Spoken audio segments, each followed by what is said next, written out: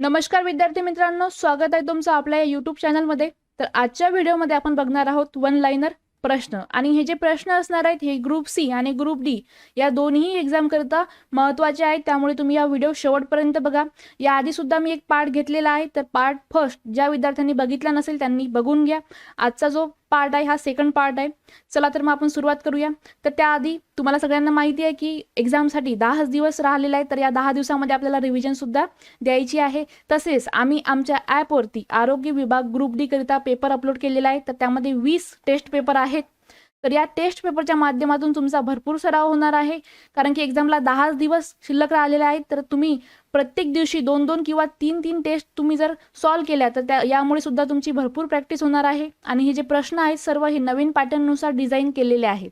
आणि यामध्ये सामान्य ज्ञान, मराठी आणि इंग्रजी, बुद्धिमत्ता चाचणी आणि अंकगणित हे जे सर्व विषय आहेत जे आरोग्य विभाग ग्रुप डी करता येणार आहेत, तर या सर्वांचे जे प्रश्न आहेत हे नवीन पॅटर्ननुसार डिझाईन केलेले आहेत, त्यामुळे तुमची भरपूर प्रॅक्टिस होणार आहे.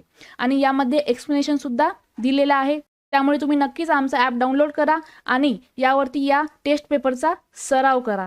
ठीक आहे. तसेच आम्ही आरोग्य विभाग ग्रुप सी करिता त्यामध्ये स्टाफ नर्स या पदाकरिता पेपर अपलोड केलेला आहेत आणि उद्यापर्यंत फार्मासिस्ट या पदाकरिता सुद्धा पेपर अपलोड होणार आहेत. त्यामुळे ज्या विद्यार्थ्यांनी आमचं ॲप डाउनलोड नसेल केलेलं तर त्यांनी आमचं ॲप डाउनलोड करून घ्या. त्याची जी लिंक आहे ती डिस्क्रिप्शन बॉक्समध्ये दिलेली आहे. सराव पेपरचा फायदा असा होतो की सराव पेपरच्या माध्यमातून तुम्हाला समजते की तुम्हाला किती मार्क्स मिळत आहेत, आतापर्यंत तुमचा किती अभ्यास झालेला आहे आणि कोणत्या विषयामध्ये तुम्हाला कमी मार्क्स मिळालेले आहेत. तर तुमच्याकडे 10 दिवस शिल्लक आहेत, तर तुम्ही त्या 10 दिवसामध्ये ज्या विषयामध्ये कमी मार्क्स मिळालेले आहेत तर त्या विषयाचा तुम्ही आणखीन सुद्धा अभ्यास करू शकता, म्हणजेच तुम्ही तुमचा स्कोअर सुद्धा वाढवू शकता. तर त्यामुळे तुम्ही नक्कीच आमचं ॲप डाउनलोड करा आणि सराव पेपरचा सराव करा. चला तर मग आजच्या व्हिडिओला आपण सुरुवात करूया. तर बघा, आधीच्या पार्टमध्ये मी 30 पर्यंत प्रश्न घेतलेले होते आणि यानंतर मी ते 31 पासून प्रश्न घेणार आहेत. या व्हिडिओमध्ये मी तुमचे जास्त प्रश्न घेण्याचा प्रयत्न केलेला आहे. तर चला बघा. तर बघा, प्रश्न क्रमांक 31. डेंग्यू या आजाराचा प्रादुर्भाव रिकामी जागा ने होतो. तर डेंग्यू या आजाराचा जो प्रादुर्भाव आहे हा एडिस इजिप्ती नावाचा जो डास आहे तर याने होतो. पुढचा प्रश्न आहे, शरीराच्या एकूण वजनाच्या सुमारे रिकामी जागा भाग स्नायूंनी बनलेला असतो. तर शरीराच्या एकूण वजनाच्या सुमारे 2/3 जो भाग आहे हा स्नायूंनी बनलेला असतो. हे जे प्रश्न आहेत हे वन लाइनर प्रश्न आहेत. तर अशा प्रकारचे जे प्रश्न आहेत तुम्हाला एक्झाममध्ये विचारण्यात येतात. पुढचा प्रश्न बघा, मनुष्याच्या मेंदूतील सर्वात मोठा भाग म्हणजे रिकामी जागा.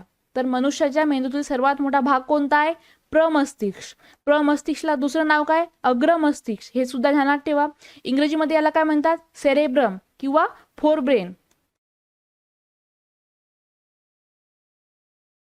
हे नाव सुद्धा लक्षात ठेवा. आणि प्रमस्तिष्क हा मेंदूचा सर्वात मोठा भाग आहे, हा महत्त्वाचा पॉइंट आहे. आणि प्रमस्तिष्क हा मेंदूचा विचार करण्याची क्षमता असलेला प्रमुख भाग सुद्धा आहे. ठीक आहे, हा सुद्धा महत्त्वाचा पॉइंट आहे. त्यानंतर बघा, पुढचा प्रश्न आहे प्रश्न क्रमांक 34. पाण्याची सर्वात जास्त घनता रिकामी जागा अंश सेंटीग्रेडवर असते. तर पाण्याची सर्वात जास्त घनता ही 4 अंश सेंटीग्रेडवर असते. ठीक आहे. पुढचा प्रश्न बघा, प्रश्न क्रमांक 35. 1 ते 5 वर्षे वयोगटातील कोणत्याही बालकाचा दंडामध्ये घेर रिकामी जागापेक्षा कमी भरल्यास त्यास कुपोषणाचा त्रास होतो. तर 12.8 सेंटीमीटर पेक्षा दंडामध्ये घेर हा जो घेर आहे हा कमी भरल्यास त्या बालकास कुपोषणाचा त्रास होतो. बघा, इथे एक नोट सुद्धा दिलेली आहे. दंडघेर 11.5 सेंटीमीटर पेक्षा कमी असेल तर कुपोषण समजावे. आणि पुढे सुद्धा एक महत्त्वाची नोट्स अशी आहे की दंडघेर 11.5 ते 13 दरम्यान जर असला तर ते मध्यम कुपोषण समजावे. पुढचा प्रश्न बघा, प्रश्न क्रमांक 36. सर्वात जास्त क जीवनसत्व कशातून मिळते? तर सर्वात जास्त क जीवनसत्व हे आवळ्यामधून मिळते. क जीवनसत्वाचे शास्त्रीय नाव काय? Ascorbic acid. आणि याच्या अभावामुळे कोणता आजार होतो? तर स्कर्वी हा आजार व्हिटॅमिन सीच्या अभावामुळे होतो. त्यानंतर बघा, पुढचा प्रश्न आहे प्रश्न क्रमांक 37. पुढीलपैकी कोणत्या कंदमूळ भाजीमध्ये स्टार्चचे प्रमाण भरपूर प्रमाणात असते? आता तुम्हाला सगळ्यांना माहिती असेल की कंदमूळ भाज्या कोणकोणत्या आहेत. तर बघा, बटाटे ही जी कंदमूळ भाजी आहे तर यामध्ये स्टार्चचे प्रमाण जे असते ते भरपूर प्रमाणात असते. त्यानंतर बघा, पुढचा प्रश्न आहे प्रश्न क्रमांक 38. ड जीवनसत्वाच्या अभावामुळे बालकांना हा आजार होतो. तर ड जीवनसत्वाच्या अभावामुळे बालकांना मुळदूस हा जो आजार आहे हा ड जीवनसत्वाच्या अभावामुळे होतो. आता ड जीवनसत्व म्हणजेच काय, व्हिटॅमिन डी, याचं शास्त्रीय नाव काय, कोलेकॅल्सिफेरॉल D3 आणि इर्गोकॅल्सिफेरॉल D2 असे दोन प्रकारचे व्हिटॅमिन डी ला नावे आहेत. हे नावे तुम्ही लक्षात ठेवा. हे याचे शास्त्रीय नावे आहेत. कशाचे? व्हिटॅमिन डी चे. आणि याचा स्रोत कोणता आहे? तर सकाळची कोवळी किरणे, मासे, अंडी इत्यादी याचे स्रोत आहेत. आणि याच्या अभावामुळे लहान मुलांमध्ये काय होते? तर मुळदूस हा जो आजार आहे हा होतो आणि प्रौढ व्यक्तीमध्ये अस्थिमृदुता हा आजार होतो. म्हणजे अस्थिमृदुता म्हणजे काय? हाडांचा ढिसूळपणा. हे सुद्धा लक्षात ठेवा. त्यानंतर बघा पुढचा प्रश्न आहे प्रश्न क्रमांक 39. रिकामी जागा सालापासून आरोग्य सेवेसाठी देशात सामाजिक विकास गटात प्राथमिक आरोग्य केंद्र सुरू झाले. तर कधीपासून? 1958 पासून. त्यानंतर पुढचा प्रश्न आहे प्रश्न क्रमांक 40. जागतिक आरोग्य संघटनेची स्थापना कोणत्या साली झाली? तर जागतिक आरोग्य संघटनेची स्थापना ही 1948 साली झाली. 7 एप्रिल 1948. तारीख सुद्धा लक्षात ठेवा. किती? 7 एप्रिल. हा प्रश्न बऱ्याच वेळा एक्झाम मध्ये विचारण्यात येतो. त्यानंतर पुढचा प्रश्न आहे कोणत्या शिक्षण आयोगाने विद्यार्थ्यांची वैद्यकीय तपासणी करण्यावर भर दिला होता? तर या प्रश्नाचं उत्तर आहे मुदलियार आयोग. या शिक्षण आयोगाने विद्यार्थ्यांची वैद्यकीय तपासणी करण्यावर भर दिला होता. 1952 ते 53 चा हा मुदलियार आयोग आहे आणि यांनी शिक्षण मातृभाषेतूनच द्यावे अशी शिफारस सुद्धा केली होती. प्रश्न क्रमांक 42. बालकांना जन्मापासून किती महिन्याच्या आत BCG ची लस दिली जाते? तर बालकांना जन्मापासून 1 महिन्याच्या आत BCG ची लस दिली जाते. आणि ही लस कशी द्यावी? तर ही लस त्वचेमध्ये द्यावी. आणि कुठे द्यावी? तर डाव्या दंडामध्ये. हे 2 पॉईंट सुद्धा तुम्ही लक्षात ठेवा. त्यानंतर बघा पुढचा प्रश्न आहे प्रश्न क्रमांक 43. आरोग्य विषयक जागतिक परिषद कोणत्या साली भरविण्यात आली होती? तर 1950 साली भरविण्यात आली होती. त्यानंतर बघा पुढचा प्रश्न आहे प्रश्न क्रमांक 44. रक्तगटाचा शोध पुढीलपैकी कोणी लावला? तर रक्तगटाचा शोध हा कार्ल लँडस्टेनर यांनी लावला. आणि कधी? 1901 मध्ये. त्यानंतर पुढचा प्रश्न आहे मानवी शरीरात एकूण साधारणतः रिकामी जागा लिटर रक्त असते. तर मानवाच्या शरीरामध्ये शरीराच्या वजनाच्या 8% एवढं रक्त असते. आणि जरी लिटरमध्ये सांगायचं झालं तर ते असते 5 ते 6 लिटर. किती? 5 ते 6 लिटर एवढं. पुढचा प्रश्न बघा प्रश्न क्रमांक 46. रेबीज या रोगावरील लसीला रिकामी जागा हे नाव आहे. तर रेबीज या रोगावरील लसीला ARV म्हणजेच काय? अँटी रेबीज व्हॅक्सिन हे नाव आहे. फुल फॉर्म सुद्धा तुम्ही लक्षात ठेवा. आणि 28 सप्टेंबरला विश्व रेबीज दिवस पाळला जातो. हा पॉईंट सुद्धा लक्षात ठेवा. त्यानंतर बघा पुढचा प्रश्न आहे प्रश्न क्रमांक 47. गोवर विरोधी लस बाळाला रिकामी जागा व रिकामी जागा महिन्यात 1 इंजेक्शन दिलं जाते. तर गोवर विरोधी ही जी लस आहे तर याचा पहिला डोस जो आहे तो बाळाला 9 ते 12 महिने पूर्ण होण्याआधी आणि दुसरा डोस जो आहे तो 16 ते 24 महिन्याच्या दरम्यान दिला जातो. म्हणजे आपलं उत्तर काय असेल? गोवर विरोधी लस बाळाला 9 व 16 महिन्यात 1 इंजेक्शन दिलं जातं. त्यानंतर बघा पुढचा प्रश्न आहे प्रश्न क्रमांक 48. जागतिक एड्स निर्मूलन दिन कधी पाळला जातो? तर 1 डिसेंबर रोजी. पुढचा प्रश्न आहे प्रश्न क्रमांक 49. कुटुंब नियोजनाचे नाव बदलून कुटुंब कल्याण कार्यक्रम कोणत्या साली करण्यात आले? तर कुटुंब नियोजनाचे नाव बदलून कुटुंब कल्याण कार्यक्रम हे 1978 या साली करण्यात आले. देशात कुटुंब नियोजन कार्यक्रमाची सुरुवात ही कधी झाली? तर ही झाली 1952 मध्ये. आणि तत्कालीन मुंबई प्रांतामध्ये कधी सुरू झाली? तर 1957 मध्ये. हे पॉईंट सुद्धा लक्षात ठेवा. आणि 1978 साली कुटुंब नियोजनाचे नाव बदलून कुटुंब कल्याण कार्यक्रम ठेवण्यात आले. त्यानंतर बघा पुढचा प्रश्न आहे प्रश्न क्रमांक 50. दारिद्र्य रेषेखालील कुटुंबियांना मेंदूचा विकार, हृदयविकार या गंभीर आजारावरील ऑपरेशन करण्याकरिता किती लाख रुपये आर्थिक मदत केली जाते? तर 1.5 लाखापर्यंत आर्थिक मदत केली जाते. आणि ही योजना कोणती आहे? तर ही आहे जीवनदायी आरोग्य योजना. तर याच्या अंतर्गत दारिद्र्य रेषेखालील जे कुटुंब आहेत तर यांना मेंदूचा विकार, हृदयविकार आणि अशा प्रकारचे जे गंभीर आजार आहेत तर या ऑपरेशन करता 1.5 लाख रुपयापर्यंत मदत केली जाते. त्यानंतर बघा पुढचा प्रश्न आहे प्रश्न क्रमांक 51. मुंबईत कोणत्या रोगाच्या संदर्भात ॲवर्ट हा नियंत्रण कार्यक्रम राबविला जात आहे? तर मुंबईत एड्स रोगाच्या संदर्भात ॲवर्ट हा नियंत्रण कार्यक्रम राबविला जात आहे. प्रश्न क्रमांक 52. भारतात पुढीलपैकी कोणत्या राज्यात एड्स धारकांची सर्वात जास्त संख्या आहे? तर महाराष्ट्रामध्ये. प्रश्न क्रमांक 53. भारतात कोणत्या सालापासून अंधत्व निर्मूलन कार्यक्रम राबविला जातो? तर 1976 या सालापासून. प्रश्न क्रमांक 54. हाडे मजबूत असण्यासाठी रिकामी जागा या घटकाची आवश्यकता असते? तर हाडे मजबूत असण्यासाठी कॅल्शियम या घटकाची आवश्यकता असते. प्रश्न क्रमांक 55. सॅम आणि मॅम हे शब्द कशाशी संबंधित आहेत? तर हे कुपोषित बालक यांच्याशी संबंधित आहे. कोणते शब्द? सॅम आणि मॅम. सॅम म्हणजे काय? सेवर ॲक्यूट माल न्यूट्रिशन, आणि याचा मराठीमध्ये अर्थ कसा होतो? गंभीर तीव्र कुपोषित. आणि मॅम म्हणजे काय? तर मॉडरेट ॲक्यूट माल न्यूट्रिशन म्हणजेच मध्यम तीव्र कुपोषित. हे दोन्ही अर्थ लक्षात ठेवा. पुढचा प्रश्न आहे प्रश्न क्रमांक 56. सर्व आरोग्य विषयक सेवा देण्यासाठी गरोदर मातांची नोंदणी कधी करणे अपेक्षित आहे? तर लवकरात लवकर, म्हणजेच माता गरोदर आहे हे समजल्यानंतर लवकरात लवकर त्यांची नोंदणी करणे आवश्यक आहे. त्यानंतर बघा पुढचा प्रश्न आहे प्रश्न क्रमांक 57. कोणत्या रोगाचा प्रसार हवेमार्फत होतो? तर क्षयरोगाचा जो प्रसार आहे हा हवेमार्फत होतो. क्षयरोगाविषयी मी तुम्हाला माझ्या आधीच्या बऱ्याचशा लेक्चरमध्ये इन्फॉर्मेशन सांगितलेली आहे. तर ज्या विद्यार्थ्यांनी आधीचे लेक्चर बघितले नसेल त्यांनी बघून घ्या. त्यानंतर बघा पुढचा प्रश्न आहे प्रश्न क्रमांक 58. शरीराचा तोल सांभाळण्याचे कार्य खालीलपैकी कोणाकडे केले जाते? तर शरीराचा तोल सांभाळण्याचे जे कार्य आहे हे लहान मेंदूकडे असते. लहान मेंदू म्हणजेच काय? अनुमस्तिष्क. याला दुसरं नाव काय? पश्च मस्तिष्क, किंवा इंग्रजीमध्ये याला काय म्हणतात? सेरेबेलम. काय म्हणतात? आणि दुसरं सुद्धा नाव आहे हिन ब्रेन. हे नावे तुम्ही लक्षात ठेवा. लहान मेंदू जो असतो हा प्रमस्तिष्काच्या मागे कर्पर गुहेच्या पश्चभागात असतो. ठीक आहे. आणि याचे कार्य काय? तर शरीराच्या ऐच्छिक हालचालीमध्ये सुसूत्रता आणणे, तसेच शरीराचा तोल सांभाळणे आणि चालणे, धावणे किंवा विविध वस्तू हाताळणे इत्यादी ज्या क्रिया आहेत तर कोण नियंत्रित करतो? तर लहान मेंदू. त्यानंतर बघा पुढचा प्रश्न आहे प्रश्न क्रमांक 59. किती डेसिबल आवाजाची तीव्रता असताना मनुष्य बहिरा होतो? तर सरासरी 95 ते 100 डेसिबल आवाजाची तीव्रता असताना मनुष्य हा बहिरा होतो.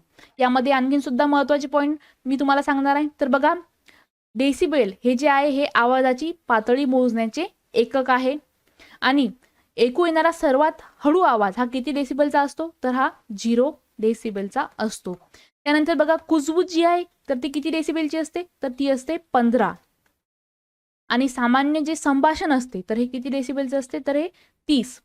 आणि मनुष्य 45 डेसिबल ते 80 डेसिबल पर्यंत आवाज सहन करू शकतो. मात्र 90 डेसिबलचा आवाज जो आहे तो जर सतत ऐकला तर त्याच्या कानाला इजा होते. आणि 140 डेसिबलपेक्षा जर आपण आवाज जास्त ऐकला तर आपल्या कानाचा पडदा फाटतो. हा पॉईंट सुद्धा लक्षात ठेवा. त्यानंतर बघा हर्ट्स. हर्ट्स जे आहे तर आपण जर हर्ट्समध्ये सांगायचं झालं तर बघा 20 हर्ट्स ते 2000 हर्ट्स पर्यंत आपण आवाज ऐकू शकतो. आणि हर्ट्स हे काय आहे? तर हे फ्रिक्वेन्सी मापण्यासाठी वापरतात. आणि डेसिबल जे आहे ते इंटेन्सिटी लेवल मोजण्यासाठी वापरले जाते. ठीक आहे. पुढचा प्रश्न बघा प्रश्न क्रमांक 60. मानवी हृदयाला एकूण किती कप्पे असतात? तर मानवी हृदयाला एकूण 4 कप्पे असतात. तर या 4ही कप्प्यांचं वेगवेगळं कार्य आहे. तर यामुळे अशुद्ध रक्त आणि शुद्ध रक्त एकत्र मिसळत नाही. आता हे 4 कप्पे नेमके कोणते? तर बघा आलिंद जे असतात ते 2 प्रकारचे असतात. म्हणजे हृदयातील वरचे जे 2 भाग आहेत तर ते कोणते आहेत? आलिंद. आणि खालचे जे 2 भाग आहेत ते कोणते आहेत? निलय. तर अशा प्रकारचे जे 2 पार्ट आहेत म्हणजेच आलिंदचे आणि निलयाचे, तर हे जे 4 पार्ट आहेत तर हे हृदयाचे 4 कप्पे आहेत. ठीक आहे.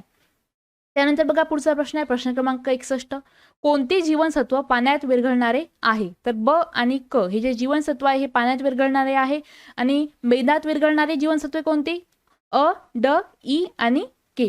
तर बघा तुम्हाला एक्झाममध्ये वॉटर सोल्युबल आणि फॅट सोल्युबल हे व्हिटॅमिन सुद्धा विचारू शकतात. तर त्यामुळे तुम्हाला हे माहिती असणे गरजेचं आहे.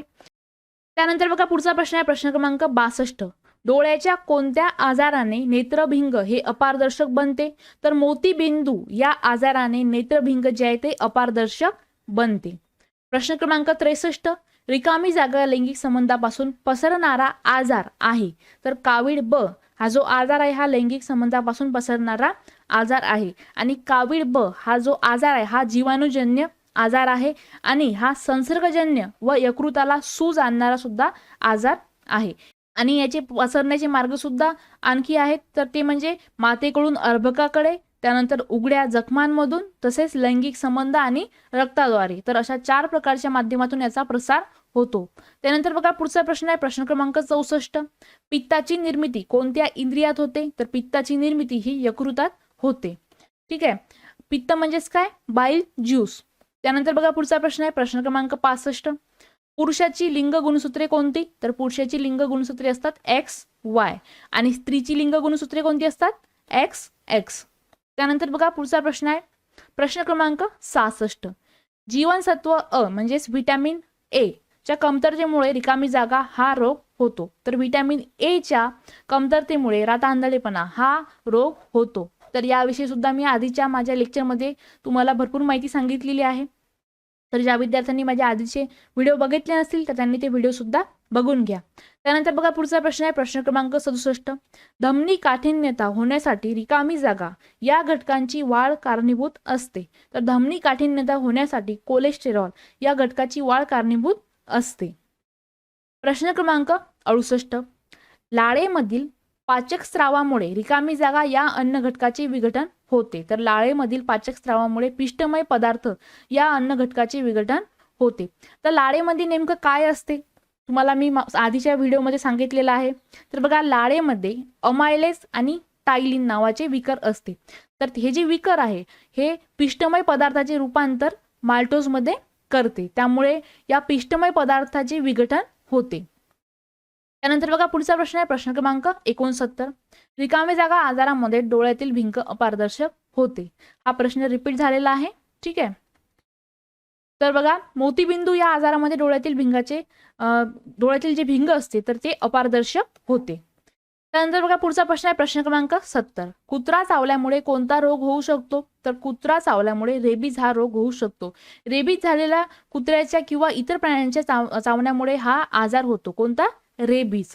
याचा रोगकारक कोणता असतो? तर रेबीज विषाणू म्हणजेच काय? रॅबिडो व्हायरस. आणि याचा परिणाम कुठे होतो? तर मध्यवर्ती चेतासंस्थेवर. त्यानंतर बघा पुढचा प्रश्न आहे प्रश्न क्रमांक 71, आम्लधर्मीय फळांमध्ये कुठले जीवनसत्व अधिक प्रमाणात असते? तर आम्लधर्मीय फळांमध्ये क जीवनसत्व म्हणजेच व्हिटॅमिन सी हे जीवनसत्व भरपूर प्रमाणात असते. त्यानंतर बघा पुढचा प्रश्न आहे प्रश्न क्रमांक 72, रक्तशर्करा वाढणे हे कुठल्या रोगाचे लक्षण आहे? तर हे मधुमेहाचे लक्षण आहे. प्रश्न क्रमांक 73, हिवतापाचा प्रसार रिकामी जागा या डासामार्फत होतो. तर हिवतापाचा जो प्रसार आहे हा अॅनाफिलस नावाच्या डासाच्या मार्फत होतो. त्यानंतर पुढचा प्रश्न आहे प्रश्न क्रमांक 74, ट्रिपल लसीमध्ये रिकामी जागा या रोगाच्या लसीचा समावेश नाही. तर ट्रिपल लसीमध्ये गोवर या रोगाच्या लसीचा समावेश नाही. आता ट्रिपल लसीमध्ये मग कोणत्या रोगाच्या लसीचा समावेश होतो? तर बघा ट्रिपल लसीला दुसरं नाव काय? त्रिगुणी, जसेच पेंटाव्हायलन लस आणि DPT हे लक्षात ठेवा. आता बघा DPT या शॉर्ट फॉर्म मध्येच त्या तिन्ही आजाराचे नावं दडलेले आहेत. डी म्हणजेच काय? डिप्थेरिया म्हणजेच घटसर्प. पी म्हणजेच काय? पर्ट्युसिस म्हणजेच डांग्या खोकला. त्यानंतर टी म्हणजेच काय? टिटॅनस म्हणजेच धनुर्वात. म्हणजेच काय? घटसर्प, डांग्या खोकला आणि धनुर्वात. तर या 3 आजारावर ट्रिपल म्हणजेच त्रिगुणी ही लस दिली जाते. म्हणजेच गोवर या आजाराकरिता ट्रिपल ही लस दिली जात नाही. त्यानंतर बघा पुढचा प्रश्न आहे प्रश्न क्रमांक 75, धूम्रपानामुळे रिकामी जागा अवयवाचा कॅन्सर होऊ शकतो. तर धूम्रपानामुळे फुफ्फुस या अवयवाचा कॅन्सर होऊ शकतो. कशाचा? फुफ्फुसाचा. प्रश्न क्रमांक 76, पल्स पोलिओ मोहीम ही रिकामी जागा वर्षे वयाखालील बालकांसाठी राबवली जाते. तर पल्स पोलिओ ही जी मोहीम आहे ही 5 वर्षे वयाखालील बालकांसाठी राबवली जाते. प्रश्न क्रमांक 77, रक्तगट रिकामी जागा या रक्तगटाला सार्वत्रिक दाता असे म्हणतात. तर रक्तगट ओ या रक्तगटाला सार्वत्रिक दाता असे म्हणतात. प्रश्न क्रमांक 78, झिंक आणि क्षार संजीवनीचा वापर कुठल्या रोगांमध्ये केला जातो? तर झिंक आणि क्षार संजीवनीचा जो वापर आहे हा अतिसार या रोगामध्ये केला जातो. त्यानंतर बघा पुढचा प्रश्न, मानवी हृदयाचा अभ्यास करणाऱ्या शास्त्राला काय म्हणतात? तर मानवी हृदयाचा अभ्यास ज्या शास्त्रामध्ये केला जातो तर त्याला म्हणतात कार्डिओलॉजी. प्रश्न क्रमांक 80, शरीरात मूत्रनिर्मितीची प्रक्रिया रिकामी जागा या अवयवात होते, तर कशामध्ये? वृक्कामध्ये. वृक्क म्हणजेच काय? किडनी. प्रश्न क्रमांक 81, जन्म नोंदणी ही जन्मानंतर रिकामी जागा दिवसांच्या आत करणे कायद्याने बंधनकारक आहे, तर जन्म नोंदणी ही जन्मानंतर 21 दिवसांच्या आत करणे ही कायद्याने बंधनकारक आहे. प्रश्न क्रमांक 82, विडाल टेस्ट ही कोणत्या रोगाच्या निदानासाठी केली जाते?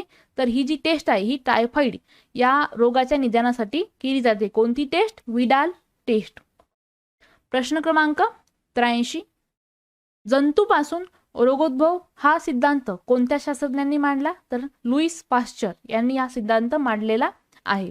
प्रश्न क्रमांक 84, रिकामी जागा या रोगाला कारणीभूत डासांची उत्पत्ती स्वच्छ पाण्यात होते, तर हिवताप आणि डेंगू या रोगाला कारणीभूत जे डास असतात तर त्यांची जी उत्पत्ती आहे ही स्वच्छ पाण्यात होते. प्रश्न क्रमांक 85, जागतिक लोकसंख्या दिन हा कधी साजरा करतात? तर तो करतात 11 जुलैला. प्रश्न क्रमांक 86, नवजात बाळाला जन्मानंतर लगेच काय द्यावे? तर नवजात बालकाला किंवा बाळाला जन्मानंतर लगेच आईचे दूध द्यावे. त्यानंतरचा प्रश्न आहे प्रश्न क्रमांक 87, पिवळ्या रंगाच्या फळे व भाज्यांमध्ये कोणते जीवनसत्व आढळून येते? तर जी फळे पिवळ्या रंगाची असतात किंवा भाज्या पिवळ्या रंगाच्या असतात तर त्यामध्ये अ हे जे जीवनसत्व आहे हे आढळून येते. पुढचा प्रश्न, महाराष्ट्रात तातडीची रुग्णवाहिका सेवा रिकामी जागा या नंबरवर फोन केल्यास उपलब्ध होते, तर महाराष्ट्रात तातडीची रुग्णवाहिका सेवा ही 108 या नंबरवर फोन केल्यास उपलब्ध होते. पुढचा प्रश्न आहे, दूध आणि दुग्धजन्य पदार्थात रिकामी जागा हे जास्त प्रमाणात असते, तर दूध आणि दुग्धजन्य पदार्थात कार्बोदके हे जास्त प्रमाणात असतात.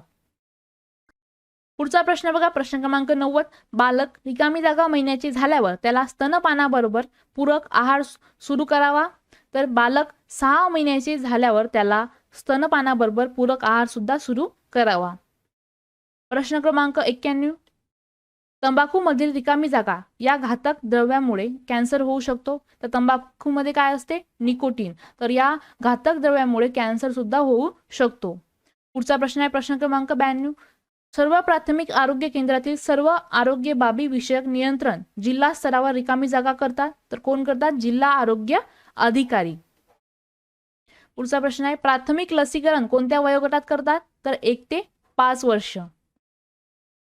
प्रश्न क्रमांक 95, PCPNDT कायदा हा रिकामी जागाशी संबंधित आहे, तर हा स्त्री पुरुष लिंग गुणोत्तर याच्याशी संबंधित आहे. तर या कायद्याविषयी मी तुम्हाला माझ्या आधीच्या व्हिडिओमध्ये सुद्धा बरीचशी इन्फॉर्मेशन सांगितलेली आहे. तर बघा PCPNDTचा फुल फॉर्म काय? Preconception and prenatal diagnostic techniques, हे लक्षात ठेवा. त्यानंतर बघा पुढचा प्रश्न, हत्ती रोगाचा प्रसार कशामुळे होतो? तर हत्ती रोगाचा प्रसार हा डासामुळे होतो.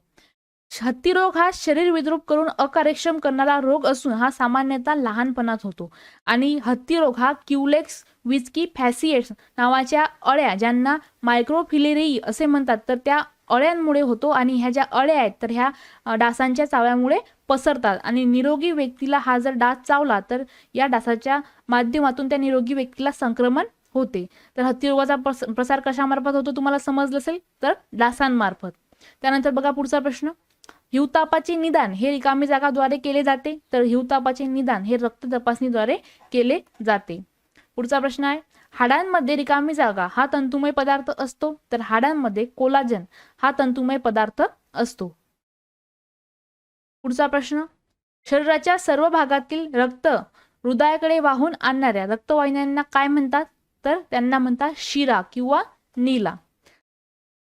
पुढचा प्रश्न बघा, मानवी शरीरातील सर्वात मोठी ग्रंथी ही आहे, तर ती कोणती आहे? यकृत.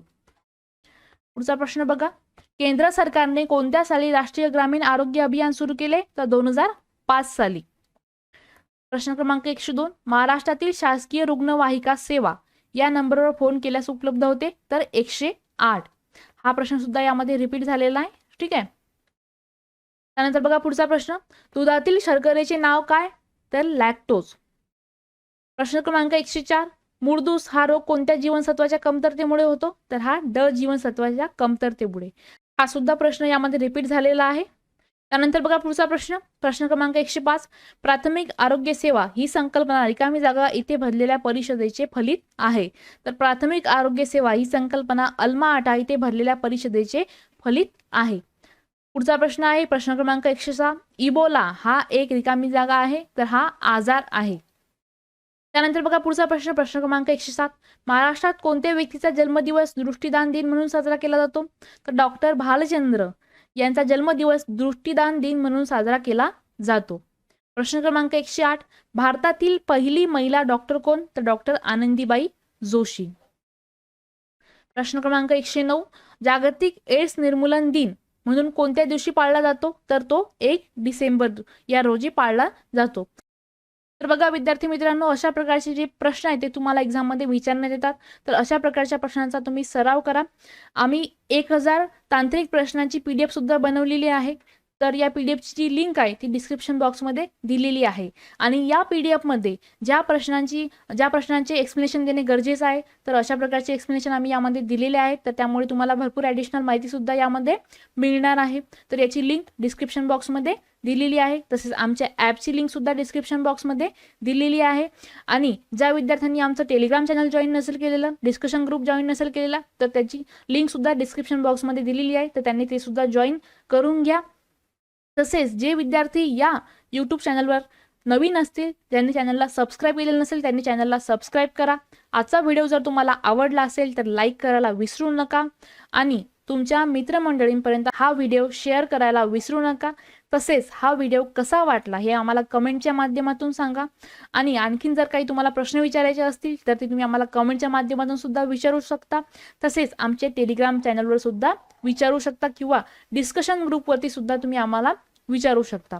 ठीक आहे, चला तर मग भेटूया आपण पुढच्या व्हिडिओमध्ये.